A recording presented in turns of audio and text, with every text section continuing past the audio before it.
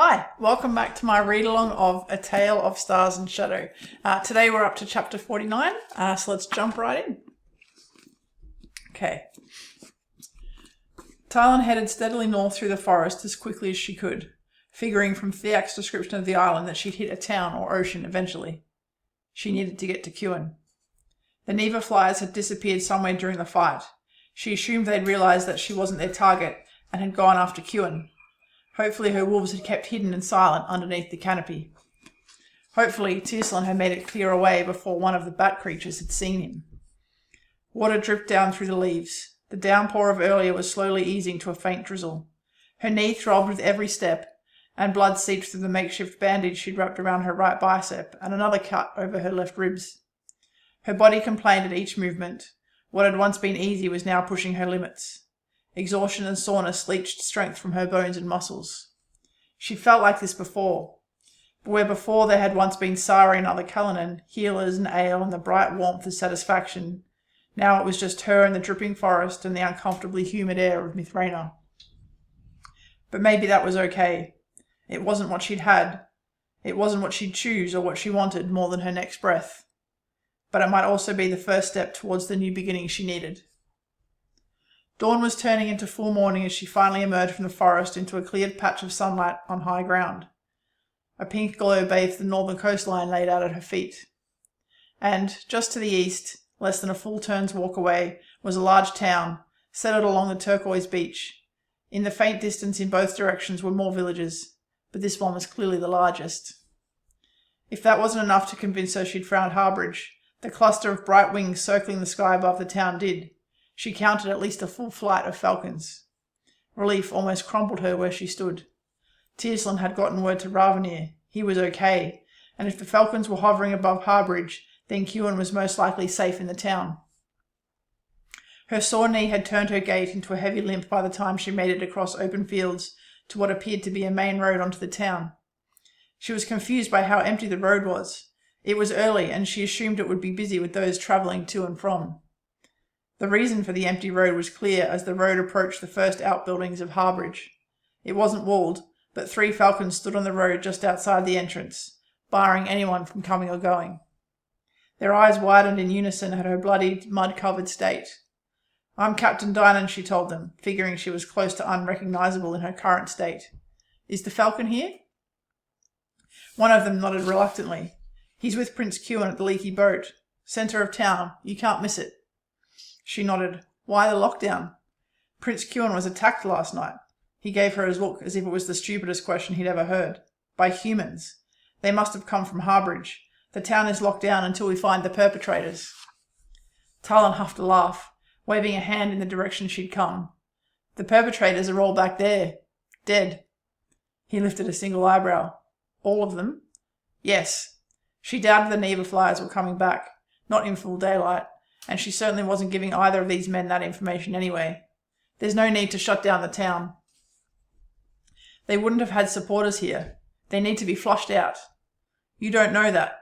Even as she said the words, part of her acknowledged they might be right. The falcon's rudeness was irritating, but an operation like they'd faced down last night must have had help, and she doubted it had come from the winged folk. "We have our orders, Captain." Without a word, she pushed past them and limped her way into town. The Leaky Boat was easy enough to find thanks to the sight of a haggard-looking Corran standing guard on the front door. A breath of relief escaped her. Despite his obvious exhaustion, he looked whole and unharmed. She'd almost reached him before he recognised her limping up the road, then his mouth opened, his eyes widening with surprise. A moment later, his shoulders slumped in relief. "You made it! We thought there was no way you could—" When he trailed off, she flashed him a weary smile. "None of you have seen a Cullinan in action before." He didn't respond, instead striding for the door, pushing it open and shouting for Theak. The wolf appeared an instant later, as if he'd been waiting. He stared for a moment, the same astonishment and relief flashing over his face. Then he recovered, snapping, "Inside! Now!" Talyn found herself hustled to a chair by the fire, Theak speaking the whole time.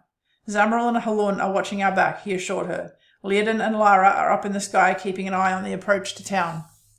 "I think the full flight of Wingard should do the trick," she said dryly. "Let them rest, Theak. I don't trust anyone but us." She gave him a look but didn't dispute his words. The prince? In the warmth and comfort of the chair, the last of her adrenaline was ebbing away, replaced by exhaustion and pain from each of the myriad cuts and bruises she'd sustained in the fight. Theak's glower returned. In the private room out back. His friends followed him here. He's entertaining. Corin appeared then, passing a small healing kit to Theak. I got this from one of the falcons. Talyn sank back in the chair as her second cleaned and dressed her cuts, including the deeper ones to her ribs and arm that needed stitches. He was much rougher than Talyn, but seemed to know what he was doing. Corin hovered, directing ferocious glares at any loitering falcons who dared even look their way. The inn otherwise had no customers that she could see. They're making people stay in their homes too? She winced as Theak started on her arm. Nobody is allowed out on the streets until the falcons are satisfied that the threat is contained, he grunted. I think they're overreacting. She swore as he jabbed the needle in a little too hard. The human assassins are all dead, and those Neva flyers are long gone. Corin shuddered. Those things are nasty. They almost found us a couple of times last night. She looked to Theak. Did you mention them to Ravenir? He shook his head. I thought that best left to you. Just as he was finishing up, the inn door slammed open and Ravenir appeared, his gaze searching the room until it landed on her. Talyn swore under her breath, wincing as she forced herself to her feet. He did not look happy. You're hurt, he said curtly, wings rustling in agitation as he strode over. Corin and Theak melted away into the background, leaving her alone to face the falcon. Nothing serious, sir, she hesitated. Can I ask for a status update? His mouth thinned. The island is secure. Nobody is getting on or off without being thoroughly searched and interviewed by my falcons. Sir, I don't think for a second I'm not furious at your conduct, Captain, he snapped. You took Talyn from his post and came here with 4 humans to face an assassination attempt without warning me first. I wasn't the one who ditched his guard to travel to an isolated house on a goddamned island, she said, barely holding her temper. We followed as soon as we learned Prince Kewin had left and arrived in time to forestall an assassination attempt. Talyn has already been given his orders. He remained at the Citadel and will be suspended from duty. Sir, if I may? Theak was suddenly at her shoulder, tone polite and deferential, speaking just as she was about to completely lose her temper. We had no information to suggest the prince was in danger last night, no evidence to bring to you. Captain Dynan's conduct was exemplary. I don't think you understand the circumstances. She left us to draw away a 20-strong team of adversaries so that we could bring Prince Kewin to safety. She risked her life for the princes, for us. Theak's intervention had given her time to get her temper under control, and she spoke before Ravenir could negate what he'd said. Sir, Theak is right, but it wasn't just me. Talyn helped save the prince's life last night too.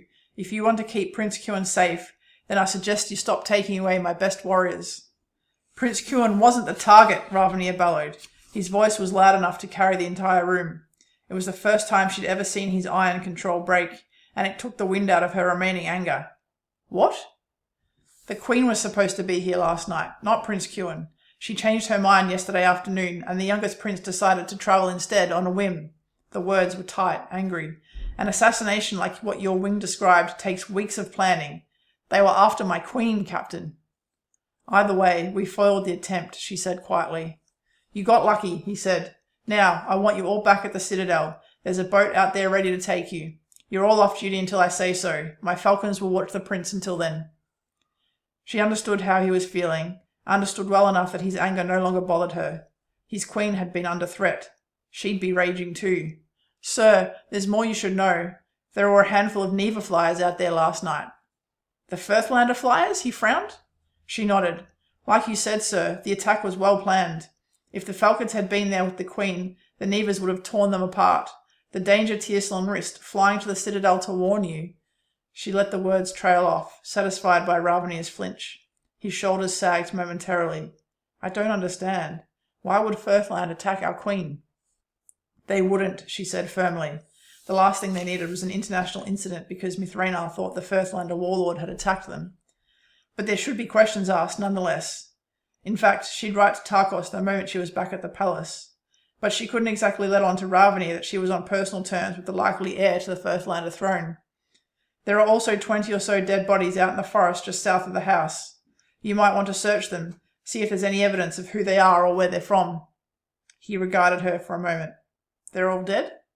Yes, sir. and roughly 10 more bodies in the house. Thank you, Captain. There was something odd in his voice, but she couldn't recognize it. I'll take that under advisement. Yes, sir. She saluted and went to find her wolves. Leaving Theak to collect Corin and find where their boat was, she went to get Zamril and Halun. To do that, she had to pass through the back room. It was full of winged folk, drinking and laughing. Cuin sat in the centre, sprawled in a chair with the young woman from the night before on his lap. The prince noticed the instant she walked into the room, and he sat up in a single move, almost sending the girl tumbling from his lap. But instead of concern, all she got was a curious, "Captain, you got away." "What are you doing?" She tried to contain her temper. "It's early morning." "It's never too late to party, Captain, especially when you've had a brush with death." She stared at him. "That's seriously all you have to say to me? To your wolves? They were prepared to die for you last night." "Well, as you've pointed out to me on a number of occasions, Captain, that is their job." He dismissed her with a wave of his hand and turned his attention back to the girl on his lap. Her dislike of the prince hardening into something more like hatred, Talyn turned on her heel and went out the back where Zamril and Halun were managing alertness despite their obvious exhaustion. Both brightened at the sight of her. "Good to see you, Captain." Halun's smooth voice welcomed her. "Are you all right?"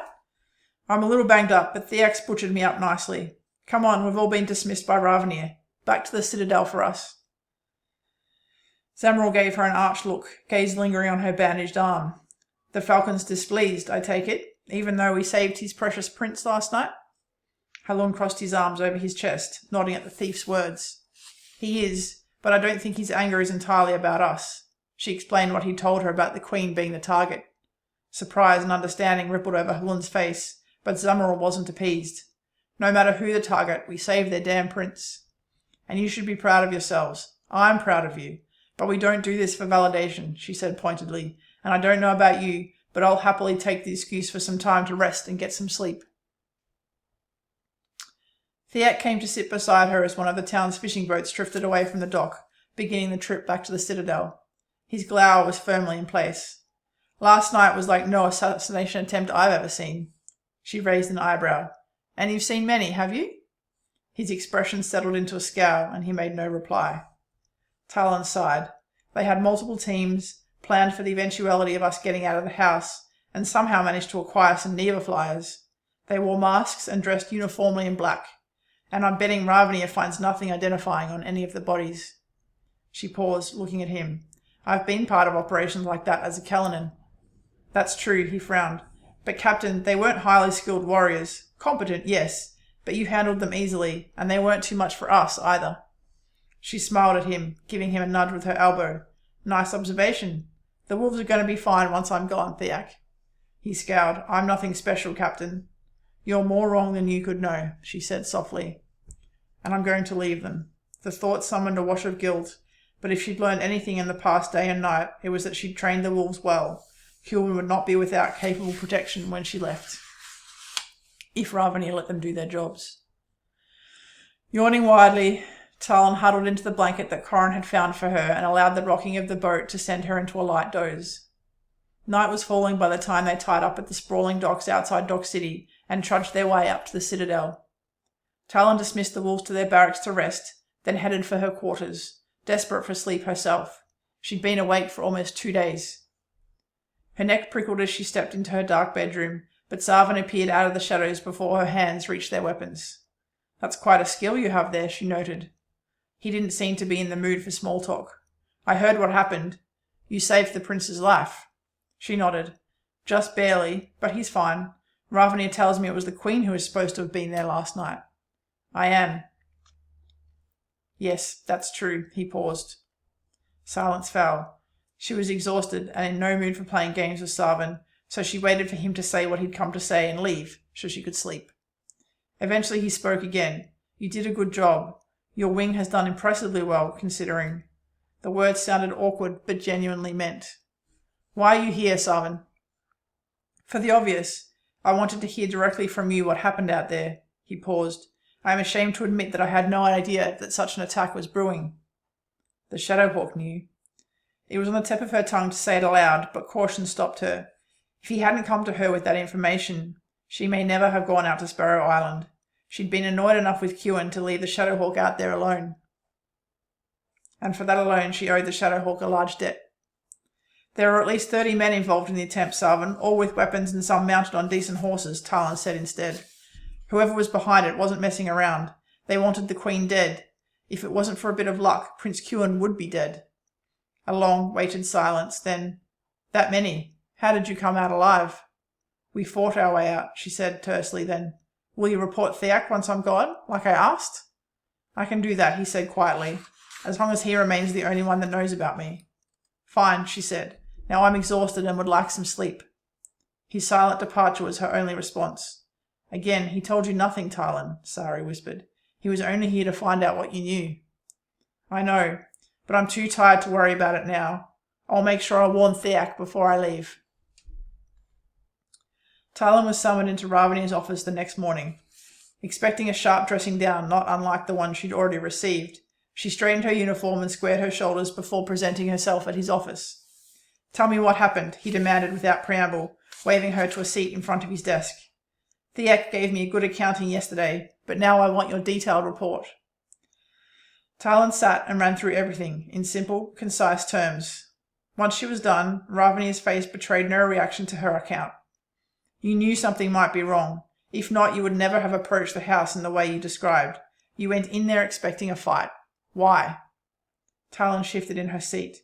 Admitting to having contact with the Shadowhawk would have worse consequences than a sharp dressing down, so she told him a half-truth. "What Theak told you yesterday was true. I didn't know anything, not for certain. But a few days earlier an informant told me that one of the smiths in the Poor Quarter had received a large order for weapons.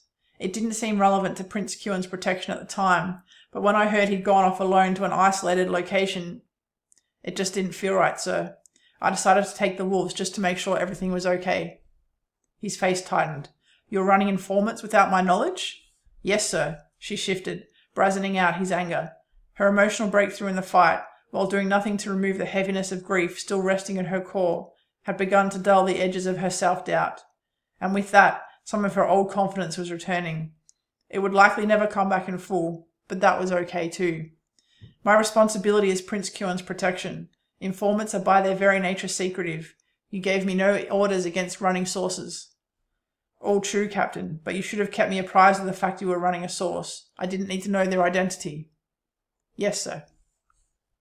He sighed when she gave him nothing further. "Captain Dynan, you've removed any doubts I may have had when you arrived about the caliber and skill of the Twin Thrones King Shield. However, I find myself almost relieved that you're leaving soon. I remain deeply uncertain of the benefit of having you here. The aim certainly wasn't to cause political problems for the Queen." "I'm sorry, sir, I don't understand," Talyn frowned. "What problems have I caused Her Majesty?" "The wolves are a wing dedicated to the protection of Prince Kewin. They are not meant to be used as an emblem of pride for the human community of Mithrena, or as a tool to show up the Wingguard. You've used them to do both of those things." "That was not my intention, sir, and you know it," Talyn said hotly. "It is not my fault that the winged folk treat the humans in Mithrena as if they are worth less than the dirt on their shoes, and it is not my fault that the falcons are so poorly trained that they can be beaten at a game of Alea by humans with only basic Calanan training." "Captain!" Ravania rose from his chair, voice rising to a shout. His wings unfurled behind him with a whoosh, an intimidating sight. "No!" She shot up too. The old Talyn rose within her, the one that had been cocky and direct and afraid of nothing. "I came here to do a job, and I've done it to the best of my ability. If you hadn't noticed, you still have a third prince because of me and the men that I trained. Maybe if you tried treating the human folk like equal citizens, they would have seen the Alea game as a fun afternoon of sport instead of a chance to prove that they aren't as worthless as you winged folk seem to think. You take an indignant tone with me, but we both know you're too smart not to understand what winning that game meant." His words were cold, cutting. "What it will mean when it spreads through Dock City that a human wing took down an assault force and saved a winged prince's life in doing so." Her mouth curled. "I'm sorry, sir. Next time I'll let him die. Wouldn't want to show up your Wingguard." "That's enough!" Ravania furiously shut down her tirade, one clenched fist slamming onto his desk. "Yes, it is," she said, equally cool. She'd gone well over the line with the superior officer, but part of her didn't care. She should care. She was Calanan no longer. "Tislin has returned to his Wingguard unit with a mark on his record. You try anything like you did with him the other night again, and I'll toss you out of Mithrena the very next day, no matter what your king thinks of it. Am I clear, Captain Dynan?" She stiffened. The threat was moot. She only had days left anyway, and she was increasingly glad of that fact. Perfectly. Is that all, sir? It is. Talyn rose and went to the door, pausing before leaving. I had hoped you called me here today to discuss arrangements for Prince Kewin's guard rotation. Even though the attempt seems to have been intended for the Queen, it might be wise to ensure that he has a round-the-clock guard from now on. Obviously, I was wrong, and you've clearly got that situation under control. The wing guard aren't as useless as you might think, Captain. I hope not, for Prince Kewin's sake. Talyn hesitated. She was worked up enough that she was tempted to bring up the incident with the ice flight, just to see what Ravnia's reaction would be. But she hadn't forgotten Mathanas' threat to the wolves, and in the end that stayed her tongue. She went to leave, but Ravnia's voice stopped her. Sir? The wolves have been very well trained, that is inarguable. I am assuming you will leave Theak Parkson in command when you leave? That would be my recommendation, yes. You might want to have a word with him about his role and what will and will not be condoned. Are we clear, Captain? Yes, sir. It took all of Talyn's self-control not to slam the door on the way out. All right, that is the end of chapter 49. Chapter 50 and 51 are all that is left, and they're quite slow chapters, quite short chapters. So the next read-along installment will be the final one for the book. I'll combine those two together. I hope you're enjoying the story so far as we get very close towards its end. As always, here's the point to jump out if you'd like to avoid any spoilers in my author commentary. And if you are leaving here, I hope you've enjoyed it, and I really look forward to seeing you back for the final installment. But if you're sticking around, let's go chat about this chapter.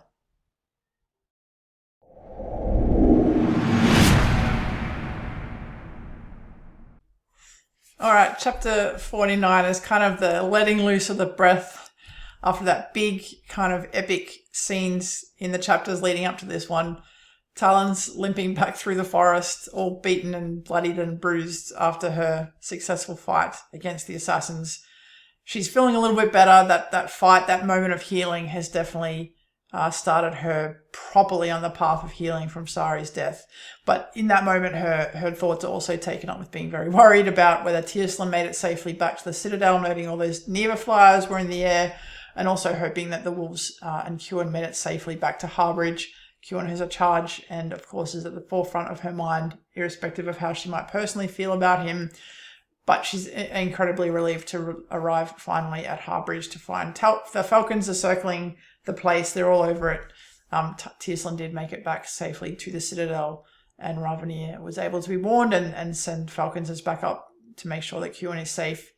She and Ravnia have a little bit of an interaction. She probably doesn't have much patience, given how sore and tired she's feeling. But he does drop the bombshell that it was Queen Serana who was actually meant to be staying at the retreat on the island the previous night. She cancelled at the last minute, and that's why Kewin decided on a whim to go, which actually makes a lot more sense for Talyn, right? Because what that assassination attempt that happened was something you don't just kind of do on a whim. It was clearly planned. There were teams. They had a purpose. They had a focus. They'd possibly even trained for it.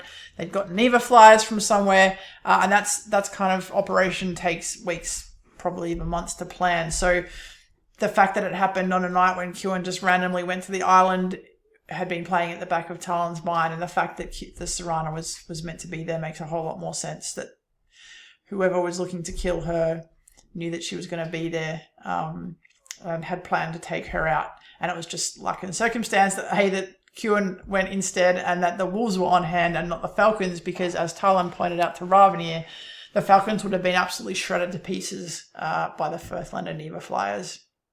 Tarkos's Neva flyers, as we all know, him, Sarvan, and Azralan being the guiding hand behind what's unfolding in Mithrain, both with vengeance and with these assassination attempts, which are all very closely intertwined. And then that argument with Ravnia at the end of this chapter, her patience with him is essentially at an end. The fact that she's going home and the fact that she's starting to come back to herself a little is giving her a lot more confidence and a lot more attitude. And she's essentially had enough with his pointed comments about the wolves and how she's used them, because she hasn't intentionally done anything of what he's accusing her of. All she's done is try to build them into a capable guard unit for Prince Kewin, a prince that she doesn't even really like. And after that interaction in Harbridge, probably veering towards intensely dislike. And she's put everything she had into training those men to do their job well, to do what they did that night, to put their lives on the line for Kewin, for a prince they don't like or don't respect. And Ravani is sailing right by that to accuse them of showing up the Wingard and making a stand on behalf of the humans, which have been incidental byproducts of what Talyn's there to do, but were not her intention and never were her intention. And Ravani knows that very well. So that was a fun chance just to let her unleash on him, and he deserved everything that he got from her in that exchange. Even then, I think he kind of, as comfortable as her presence in Mithraina makes him, he can see how deadly good she is and appreciate that. And I think they leave on terms of, it's probably a good thing that she's leaving, but he appreciates and respects and acknowledges everything that she did while she was in Mithraina.